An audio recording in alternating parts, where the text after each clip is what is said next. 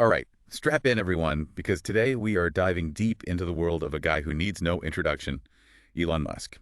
A figure who's practically synonymous with disruption at this point, Right, but we're going past the tweets and headlines here. beyond the surface level stuff. Exactly. You know we like to get into the nitty-gritty here. You shared Walter Isaacson's new biography of Musk with us, and It's a doozy. it really is. Even knowing a good bit about Musk already, I gotta say, some of the stuff in here was pretty surprising. Yeah, that's Isaacson's magic, isn't it? Like whether he's writing about Einstein, Steve Jobs, or now Musk. He really gets you into the heads of these brilliant but, like, incredibly complex minds. Right. And with this one, 2 years of shadowing Musk, access to factories, board meetings. He even got into the personal messages. It's like, The ultimate insider scoop. yeah, no kidding. And that scoop, it reveals some pretty wild stuff. Right off the bat, Isaacson calls Musk addicted to drama. Mm. What were some of the stories that stuck out to you as, like, evidence for that? So many, but I think for me, it's got to be the intensity, like how Musk just approaches, well, everything. Yeah. Take the Twitter takeover. Oh, yeah. I mean, Isaacson paints this picture of Musk in those moments. Yeah. And you see the impulsiveness, the drive to shake things up, even if it means total chaos. And this isn't just like a business thing. Oh, yeah. Remember the late night coding sessions, like the ones at XAI? Oh, his AI company. Yeah, exactly. It's the same restless energy, that need to push boundaries. It's all connected. Like that drama is the fuel. Maybe. It's almost like he thrives on it, you know? It's fascinating. Speaking of drama, we got to talk about that Starlink controversy. He really got people talking. Oh, yeah, big time. For our listener who might not be totally familiar with it, can you give us, like, a quick rundown? Okay, so Starlink, that's Musk's satellite internet system. Right, super innovative. Blankets the globe with coverage, yeah. Anyway, during the 2022 Russian invasion of Ukraine, there were reports that Musk, like, deactivated Starlink near Crimea to stop a Ukrainian drone attack on Russian warships. Whoa. Yeah, huge uproar. I mean, it wasn't just the action itself, but it was all the conflicting stories that came out after. Yeah. Musk denied it, said the satellites weren't even active there.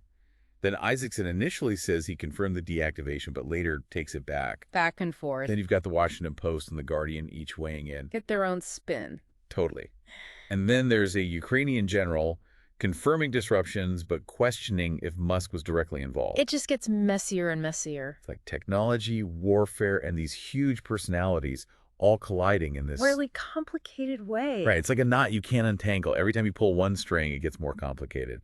And it really makes you think, someone like Musk, with that much control over this technology? Which can literally impact a war. Yeah. It's a lot of responsibility. Yeah. Maybe more than anyone expected. Right. You know, we often think of technology as this neutral tool, It but just throws that out the window. totally. Here's Starlink, designed to connect people, and suddenly it's a factor in this massive geopolitical conflict. Crazy. Makes you question the whole idea of private companies having that level of influence on the world stage. Right. We're playing catch up ethically. Trying to keep up. Yeah. I'm curious, how did this whole incident with all the back and forth affect the way people saw Isaacson's book? Well, I mean, the book was a huge hit, sales-wise. Bestseller lists, the whole 9 yards. Right out the gate. Critically, though, it was more mixed. Oh, okay. Like, the New York Times, they thought Isaacson was too patient with Musk. Yeah. The LA Times wasn't a fan of the whole great man biography approach. That classic, just focusing on the achievements. Exactly. Then there were the less forgiving takes. The Guardian straight up called it dull and insight-free. Ouch. Right. But I thought Vox had a point. They said Isaacson maybe asked the wrong questions, wasn't challenging Musk enough. Interesting. And the New Yorker, they said Musk was estranged from humanity. That one really stuck with me. Powerful statement. It ties into the whole, like, did Isaacson get too close? Maybe missed a more critical angle. Possibly. Then, of course, you've got Musk's own daughter, Vivian Jenna Wilson. Right? She criticized the book publicly, called it inaccurate and unfair, took issue with how Isaacson portrayed her. Specifically a radical Marxist label. And the fact that he never contacted her. Adds another layer, doesn't it? It's like here we are trying to understand this complex guy, and his own daughter is saying, hold on, that's not the whole story. Complicated for sure. It makes you wonder, can any biography be truly objective? when it's just one person's take on another's life. I mean, It's a tough one. where do we even begin to untangle all this? Yeah, it really makes you think, doesn't it? Can we ever really know someone, especially someone like Elon Musk, through just one lens? Even if it is coming from a biographer like Isaacson, someone who's so well respected. And it's like Vivian's perspective, her feeling of being misrepresented. It makes you think about all the other people who maybe feel the same way but haven't had a chance to say it publicly. Oh, absolutely. What about, like, former employees, critics, people who were affected by decisions at Tesla or SpaceX? Right, their stories matter too, don't they? It's all part of this bigger picture. I think it definitely highlights a potential blind spot. Yeah. Even with all of Isaacson's research, which was phenomenal. I mean, he had access to Musk's inner circle, his personal messages, board meetings. I mean, that's incredible. Unprecedented, really. But it also means that the narrative is probably slanted towards that inner circle, Yeah. maybe leaving out some important counterpoints. It's almost like the closer you get to something, the harder it is to really see it. Like if you're standing right next to a giant redwood tree, you can't appreciate how massive it is, right? That's a great analogy. You need some distance. You need to see it from different angles. And in this case, I think that means looking for perspectives outside of Musk's inner circle, Beyond the Musk bubble. Exactly. And I think Vivian's critique, it really underscores how important it is to approach any biography with, like, a healthy dose of skepticism. Yeah. Not to dismiss the work, but to just acknowledge that there's always more to the story. No more voices to be heard. Right. It's like we as readers need to do our own deep dive. Ooh, Like, exactly. into the sources, the author's biases, and the possibility of different points of view. Yeah. Especially with someone like Musk, who's, well, he's divisive. He really is a polarizing figure for sure. And I think that makes it even more important to look at this biography critically. Yeah.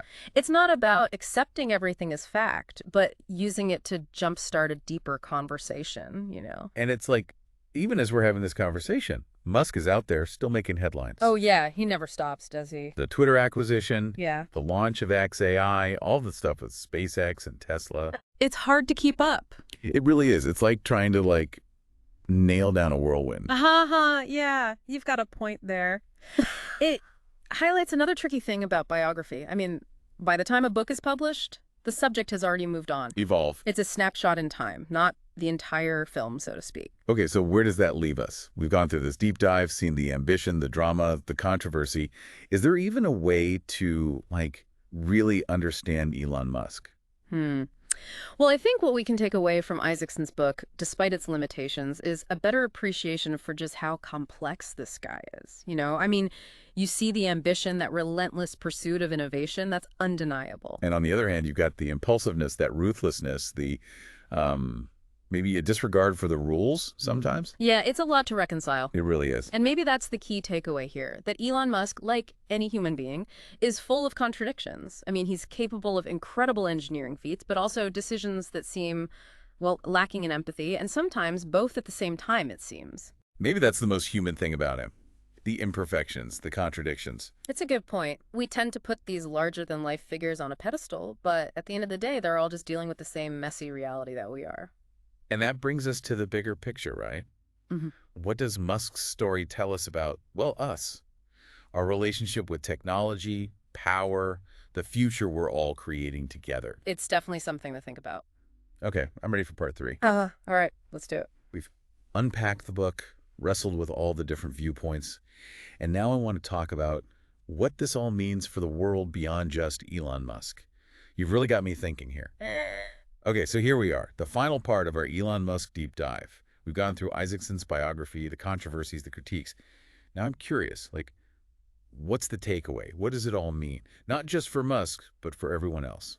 I think Musk's story, it's kind of a reflection of where we are right now. The hopes, the fears, all of it. I mean, he's this champion of technology, pushing the boundaries of space travel with SpaceX, revolutionizing cars with Tesla.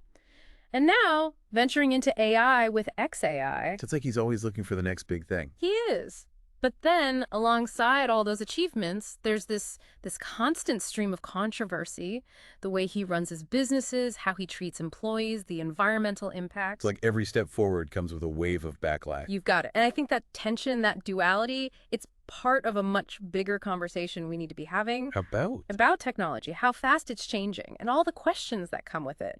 Ethical questions, social questions, even like existential questions. It's like we're excited by the possibilities, but also kind of scared of what might happen. A little bit of both. And Musk, with all his ambition and, let's be honest, flaws, he kind of embodies both sides of that, you know? He really does. And the Starlink thing, it's a perfect example. This technology, meant to connect people, suddenly becomes a factor in a war. Right. Makes you realize technology isn't good or bad on its own. It's about how we use it, the motivations behind it all. And who has the power? Because Musk, a private citizen, could influence a war, even if it wasn't intentional. It makes you wonder, how do we deal with this? Individuals having so much power because of technology. It's a new world. It is, and it's something we have to think about. I think Musk's story, it shows us how important it is to be critical of technology, to not just blindly accept new innovations without thinking about the consequences. What could go wrong? Yeah, exactly. We need to be asking the tough questions. Who's behind these innovations? What are their goals? And what are we doing to make sure these technologies aren't misused? That's a good question. And we need to be having these conversations everywhere, from the choices we make about the tech we use every day to the policies that shape how these powerful tools are developed and used. So we're not just reacting after something bad happens. We need to be proactive. Absolutely. Okay, so looking back on all of this, is there like a hopeful takeaway from Musk's story? I think so. I mean, even with all the controversy, he shows us what human ingenuity can achieve. He dreams big, sets these crazy goals, and isn't afraid to challenge the status quo. He's a reminder that we're capable of amazing things. Yeah. But also that we have to be responsible with that power. So maybe it's not just about understanding Elon Musk, but about understanding ourselves, our own potential, our responsibility to shape the world. That's a great way to put it. And with that, we'll leave you with this. If even a biography like Isaacson's, with all its detail and access, can't fully capture who Elon Musk is, what does that tell us about how well we can ever really understand these complex figures? And maybe even more importantly, what does it say about how we, as humans, relate to the technology we create? Something to think about as we move forward into this, well, pretty uncharted territory. Thanks for joining us on this deep dive.